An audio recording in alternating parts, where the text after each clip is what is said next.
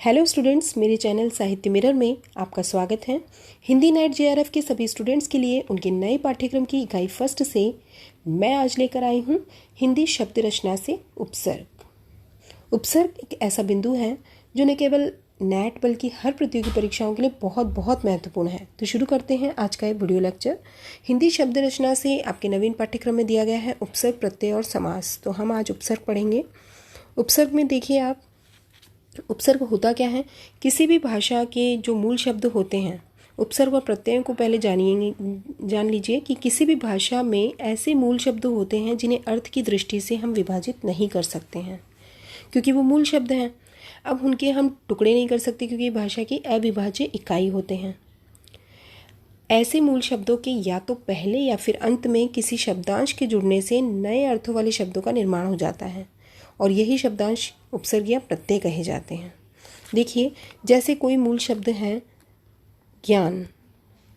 अब ये जो ज्ञान मूल शब्द है, इसका आप जो है विभाजन नहीं कर सकते, इसे आप विभाजित नहीं कर सकते, इसके टुकड़े नहीं हो सकते।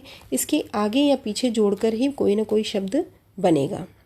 जैसे अब यहाँ पर आपने आगे या पीछे जोड़कर ही कोई शब्द बनेगा, क्योंकि ये मूल शब्द है।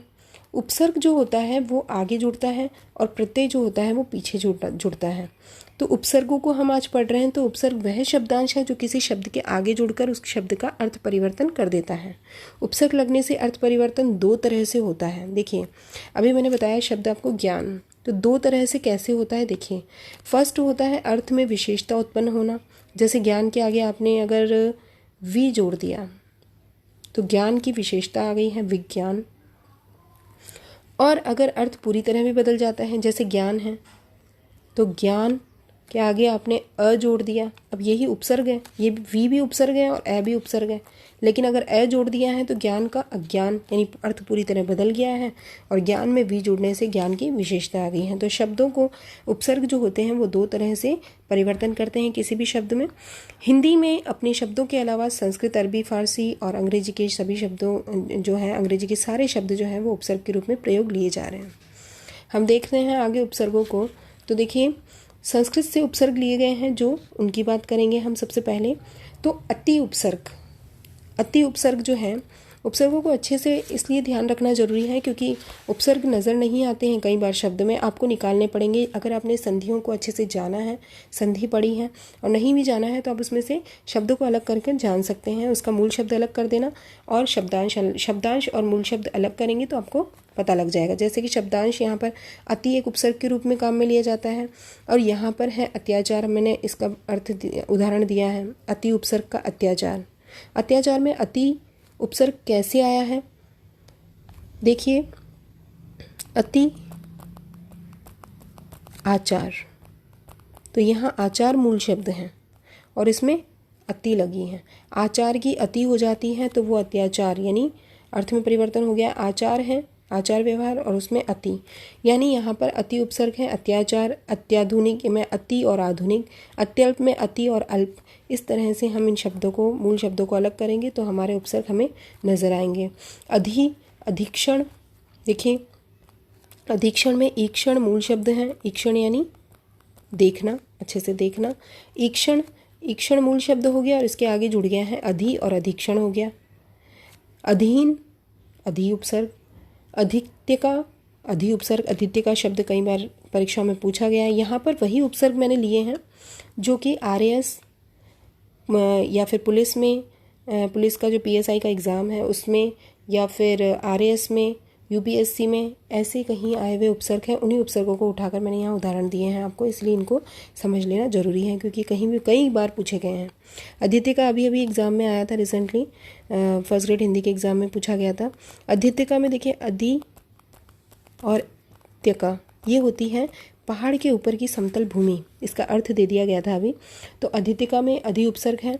बात करते हैं अनु की, तो अनु उपसर्ग है अन्वेक्षण में। अनु और ईक्षण, अन्वेषण बना। अनुष्ठान, अनुस्थान, अनुष्ठान हो गया। अनुग्रहीत, इस तरह से अनु उपसर्ग से ये शब्द बने हैं। अब से बुरा, अब का ये अर्थ भी दिए हैं यहाँ पर, इनके अर्थ आप देख लीजिएगा कि अब का अर्थ होता है बुरा या विपरीत। और इसके उदाहरण है अपशब्द, अपकीर्ति, अपभ्रंश। ये आप मूल शब्द निकालते जाइए, कीर्ति, भ्रंश और शब्द, और इसमें अब जोड़ेंगे तो आप अब का जो है उपसर्ग जान जाएंगे। अभी में अभ्यागत, अब देखिए अभ्यागत जो है शब्द, अभ्यागत जो शब्द है उसमें भी आपको क्या करना होगा, पहले आपको निकालना होगा कि इसमें कैसे उपसर्ग हैं। अभी और आगत मूल शब्द है, मूल शब्दों को अलग करते ही आपको उपसर्ग नज़र आएगा। ऐसे उपसर्ग न भी दिखें, क्योंकि सिंपल आपको ऐसे नहीं दिया जाएगा, आपको अर्थ की दृष्टि से ही आपको देखना पड़ेगा। अभ्यागत है तो इसमें से आपको संस्कृत संधि करके देखना होगा। अपितु, अपिहित, अपिधान, अपि उपसर्ग है। अब देखिए अवधान में आता है अवचेतन, चेतन मूल शब्द, अवलज्ञा, अवज्ञा, ज्ञा मूल शब्द है यहाँ पर, और अवलज्ञा है यहाँ पर तो अवज्ञा हो गया है। ऐसे अव से और भी शब्द कई सारे बनते हैं, अवगत, अविच्छिन्न, अवाप्ति, अवतार, अवबोध, इस तरह से कई सारे शब्द हो सकते हैं।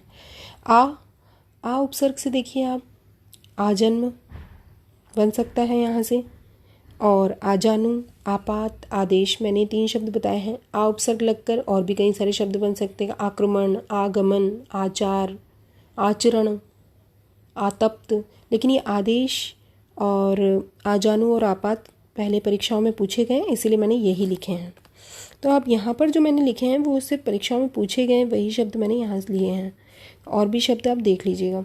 उद और उत, देखिए उद या उत उपसर्ग हैं और इनके जुड़ने से बने हैं उज्ज्वल, उद्घाटन, उत्थान। इनको जरूर देखिएगा, ये भी पूछे गए कई बार।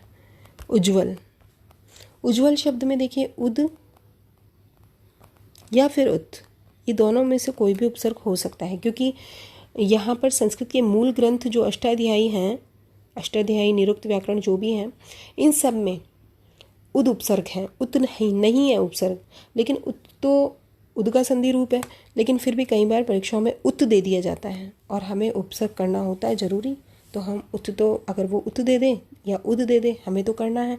और हम इन दोनों उपसर्गों को लेकर चलते हैं और इन्हीं से शब्द बनता है। उज्ज्वल कैसे बना है, ज्वल मूल शब्द है और उसके आगे उत या उद लगने से ही उज्ज्वल बना है, क्योंकि आगे जय का आगमन होगा और उज्ज्वल बन जाएगा। आगे बात कर रहे हैं उद्घाटन में भी उद है, घाटन मूल शब्द। उत्थान में भी स्थान मूल शब्द, और यहाँ पर स्थान मूल शब्द होने के बाद यहाँ पर सदंत्य है, इसीलिए तय का आगमन हो गया है। देखिए उद, उत, ये कैसे जुड़े हैं, स्थान के आगे स क्या है, एक दंत्य है, और इसी दंत्य के आगे यहाँ पर त या द का आगमन हुआ, तो ये जो त था उसका क्या हो गया है, यहाँ पर लोप हो गया है और आधा तय आ गया और उत्थान शब्द बन गया। इस तरह से अगर आप देखते हैं तो इसमें से उद या उत निकल गए हैं। ये क्या है, एक शब्दांश है और यही शब्दांश उपसर्ग है। उप देखिए, उप में क्या है, उप का अर्थ होता है सहायक, पास या छोटा, और इससे बने हैं उपन्यास, उपाध्यक्ष, उपमा, और भी बहुत सारे हैं, जैसे उपनिवेश हो सकता है, उपमान हो सकता है, उपवन, उपदेश, उपयोग, बहुत सारे हैं। आप शब्द देखेंगे तो बहुत से मिलेंगे जिसमें आपको, यहाँ पर देखिए आस मूल शब्द है उपन्यास में। एक बात और देखिएगा, जैसे आस मूल शब्द है और यहाँ पर क्या दिया है, नी, उपन्यास देखिए उप नी, ये 2 उपसर्ग आए हैं और आस शब्द में जुड़े हैं। तो ये भी आपको ध्यान रखना है। उपसर्ग कई बार 2-2, 3-3 भी जुड़कर शब्द के अर्थ में परिवर्तन करते हैं। तो यहाँ पर उपन्यास, ये भी पूछा गया शब्द है पहले। और दुर में देखिए, दुर का अर्थ होता है कठिन, बुरा या विपरीत, दुराचार, दुरंत और दुर्योधन। दुस, दुष या दुष, किसी भी तरह से पूछा जाए, ये देखिए दुस भी पूछा जा सकता है। दुस में शब्द आपको दे दिया, जैसे कि आपको दिया है दुसाध्य, है ना, जैसे मान लो मैंने यहाँ नहीं दिया, वैसे आप दुसाध्य अगर शब्द देखते हैं तो इसमें आपको साध्य क्या है, मूल शब्द, और दुस क्या है, उपसर्ग, दुसाध्य। ऐसे दुष दे दिया तो दुष में देखिए दुष्चरित्र हो सकता है, दुष्शील हो सकता है, और ये दुष दिया है अगर, तो आप क्या करेंगे, जैसे दुष्कर हैं, दुष्प्राप्य हैं, दुष्काल हैं, दुष्फल हैं, दुष्प्रयोग हैं, इस तरह से कई सारे शब्द दिए जा सकते हैं। और नी उपसर्ग से बने हैं निबंध, निरोध और नियोग, बहुत सारे शब्द हैं, आप जानते हैं। निर शब्दांश से बने हैं निर्विवाद, निर्माण, निर्मल। अब देखिए यहाँ पर मूल शब्द आप अलग करेंगे, मल अगर अलग करते हैं तो निर अलग निकल जाता है और मल मूल शब्द है। विवाद अगर मूल शब्द है तो इसके आगे निर जोड़ने से निर्विवाद हो गया है। निश और निश का प्रयोग देखिए, निस्तेज, निस का हुआ प्रयोग यहाँ पर निस्तेज में। निश्वास में निश का प्रयोग हुआ, निश में यहाँ पर निष्काम। परी को देखिए आप, परिजन, परिवेक्षण और परिष्कार। परिजन, परिवेक्षण और परिष्कार। तो परिष्कार यहाँ पर शय का आगमन हुआ है, देखिए परि और कार। अब यहाँ पर कार मूल शब्द है और परि, और शय का आगमन क्यों हुआ है, यहाँ पर अघोष है, ये सब आप ई, और यहाँ अघोष आया है व्यंजन, है ना। अघोष आप जानते हैं, अघोष कैसे, मैं तक 25 व्यंजन अघोष है, पहले पढ़ चुके हैं आप।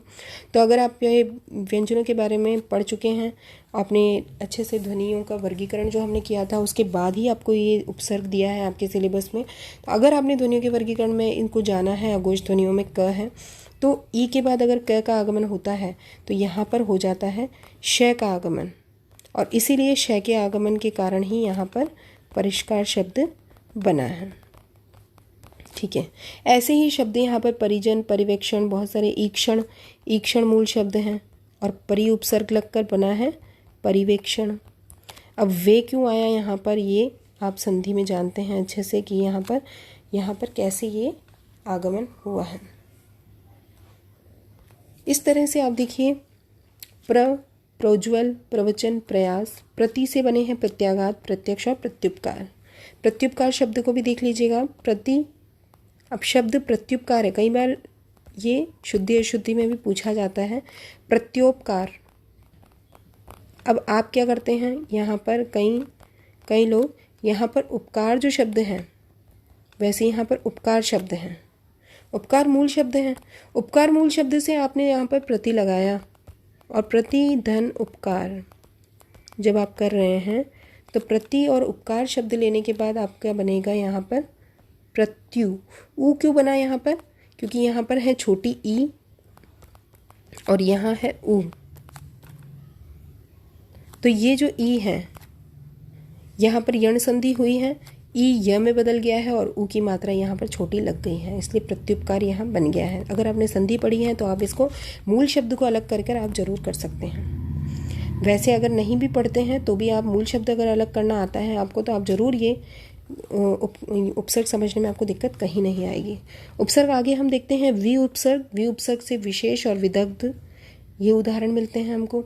वी से कई सारे उदाहरण हैं, जैसे कि वियोग, विरह, इस तरह से कई सारे शब्द हो सकते हैं जो वी से बने हैं। विराह। सम से देखिए संपूर्ण और सन्यासी। सन्यासी शब्द कई बार शब्द शुद्धि अशुद्धि में पूछा गया है, क्योंकि यहाँ पर क्या है, सन्यासी में देखिए सम और न्यास, और इसीलिए इस मैं का यहाँ पर पंचम वर्ण, यहाँ पे पंचम वर्ण, और इन दोनों के योग से यहाँ पर न का आगमन हुआ है। मैं के बाद न आने से न का आगमन हुआ है, और यहाँ पर सन्यासी ये शुद्ध शब्द हैं।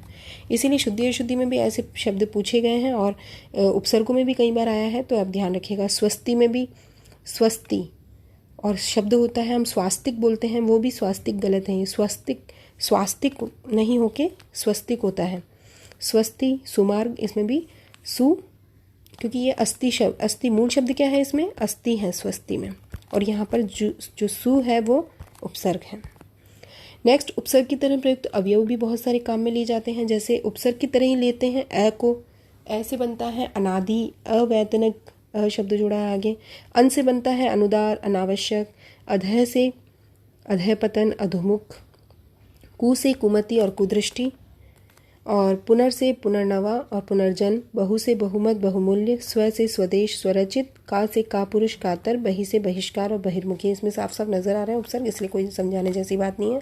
उपसर्ग अगर हम हिंदी के उपसर्गों को देखते हैं तो हिंदी के उपसर्ग बहुत बहुत ईजी है, क्योंकि ये आगे किसी भी शब्द के आगे लग रहे हैं, क्योंकि इन्हें तद्भव रूप भी कह सकते हैं हम, तद्भव उपसर्ग। के रूप में भी इनको लेते हैं। जैसे अ से बनता है अजान, अलग, अकाज। अन से अनपढ़, अनदेखा, अनचाहा, इस तरह से बन सकते हैं। अध से अधमरा, अधखिला। ती से बन सकता है तिराहा, तिकोना। और अरबी फ़ारसी के उपसर्गों को देखते हैं तो अरबी फ़ारसी के उपसर्ग जो हिंदी में काम में लिए जाते हैं, अलविदा, अलबेला, गैर ज़रूरी, गैर हाजिर, बद से बदनाम, बदकिस्मत, बे से बेसहारा, बेवक्त, हम से हम सफ़र और हमदर्द, हर से हरदम और हर बार, ना से नालायक और नाचीज़। ये बिल्कुल बिल्कुल साफ नज़र आ रहे हैं हमें शब्दों में, इसलिए इनको समझने जैसी कोई बात नहीं है। लेकिन आप ज़रूर ध्यान रखिएगा, संस्कृत के जो उपसर्ग होते हैं वो हिंदी में जब जुड़ते हैं तो एक संधि का निर्माण करते हैं। और अगर आप संधि अच्छे से पढ़ते हैं, जानते हैं संधि को, तो आप उन मूल शब्दों को अलग कर सकते हैं। और नहीं जानते हैं फिर भी आप मूल शब्द अगर ढूंढना जान गए हैं तो आपको उपसर्ग ढूंढने में कहीं कोई दिक्कत नहीं आएगी। परीक्षाओं में 1 या 2 प्रश्न इससे पूछे जाते हैं उपसर्गों से, तो मेरी उम्मीद है कि आपके वो प्रश्न गलत नहीं होंगे, ऐसी मैं उम्मीद करती हूँ। और आपने उपसर्गों के बारे में अच्छे से जाना और समझा होगा। तो आपसे रिक्वेस्ट करती हूँ कि मेरे चैनल साहित्य मिरर को लाइक, शेयर और सब्सक्राइब करें और बेल आइकन प्रेस करें ताकि मेरे आने वाले सभी वीडियो के नोटिफिकेशंस आपको समय पर मिलते रहें। नेक्स्ट वीडियो लेक्चर में आप हिंदी की शब्द रचना से प्रत्यय को जानेंगे। और वीडियो के अंत तक देखने के लिए आपका बहुत बहुत धन्यवाद।